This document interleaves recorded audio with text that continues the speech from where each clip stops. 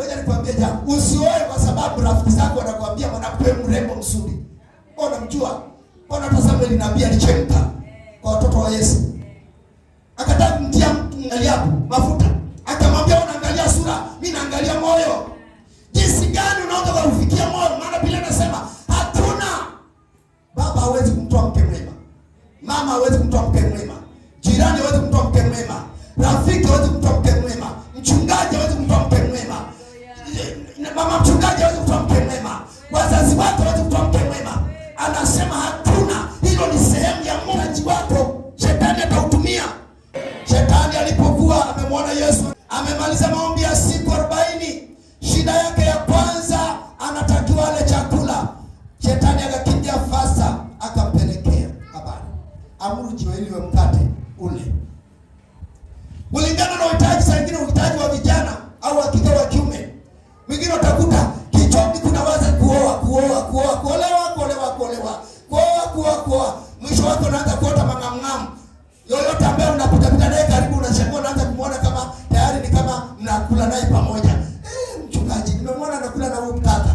Unakula na huyo kaka saa ngapi? Bwana Yesu apewe sifa. Usioe kwa sababu rafiki zako wanakuambia mwanamke mrembo mzuri. Unamjua? Mbona Samuel nabii alichemka kwa watoto wa Yesu? Akataka kumtia Eliabu mafuta. Akamwambia unaangalia sura, mimi naangalia moyo.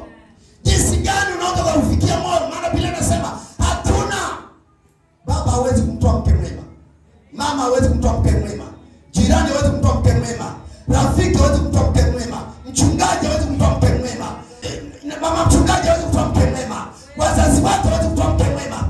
Anasema hatuna. Hilo ni sehemu ya Mungu tu. Ndio maana Biblia inasema alimchukua yule mwanamke akampeleka kwa Adamu. Adamu alipomwangalia akasema ni mifupa katika mifupa yangu. Wengine sio mifupa, wengine ni misumari.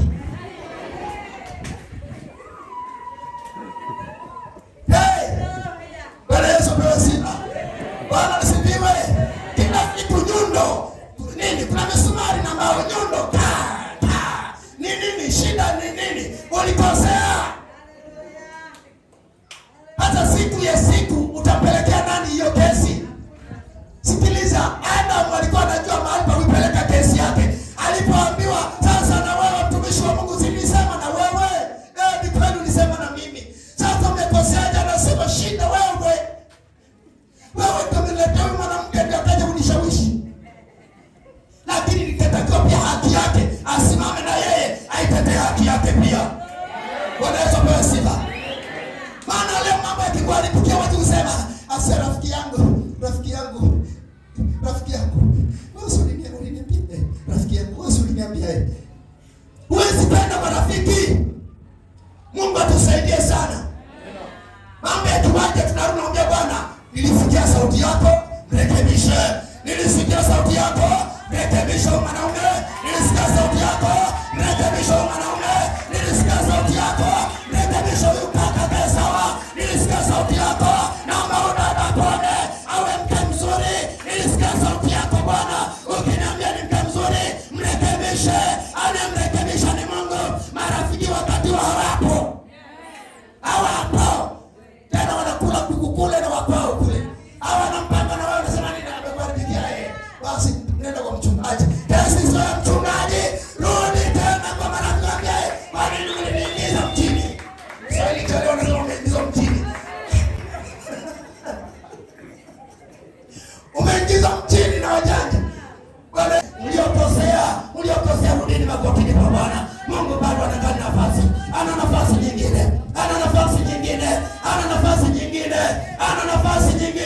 Yuko Mungu aliye hai wa kutengeneza yaliyoharibiwa yatatengenezwa tena. Mungu anataka mtu anayetengeneza boma, anayesimama wapi? Anasema mbele zangu.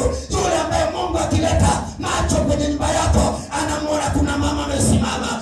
Akigeuza macho anamuona baba amesimama kwenye ndoa. Akigeuza macho anaona mtoto amesimama kwa ajili ya wazazi. Mungu anataka mtu namna hiyo anayemuona yeye. Haleluya. Bwana Yesu apewe sifa. Wakati wewe unatafuta watu wenye mali,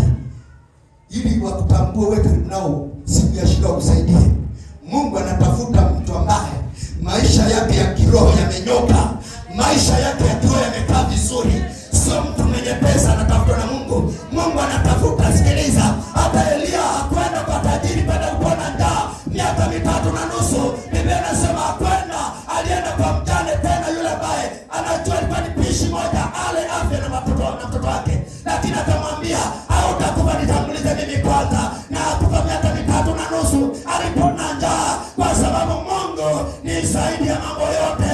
Hata kila kitu ambacho unahisi ni kichache, Yesu anaweza. Kuomba usifanywe maamuzi ya kuishi na mtu, sawa? Kukaa na mtu, fanya maamuzi yako, sawa?